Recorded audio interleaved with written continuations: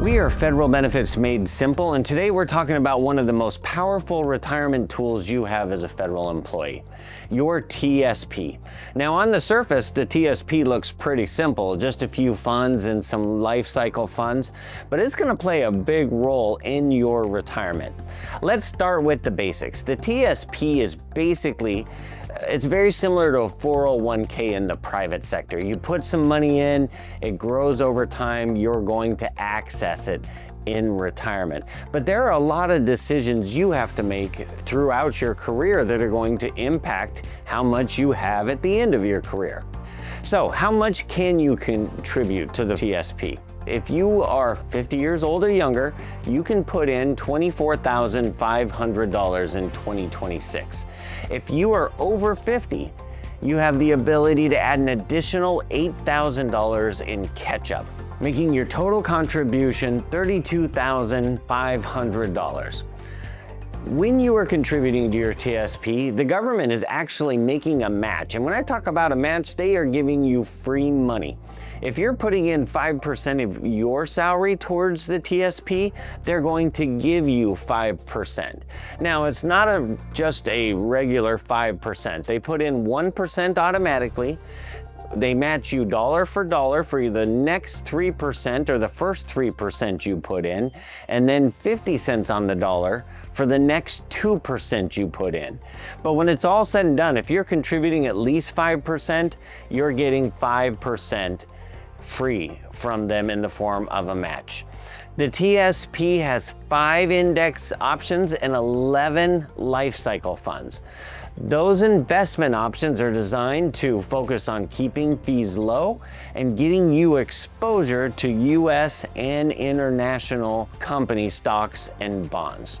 How you choose to allocate, though, is going to play a big role in the success that you have. And please keep in mind, while you're investing in the TSP, that G fund is really secure. Right? It's U.S. Treasuries. They've never not paid back money and paid a positive return in that fund. But when you're invested in the F fund, the C fund, the S or the I, you do have risk in those.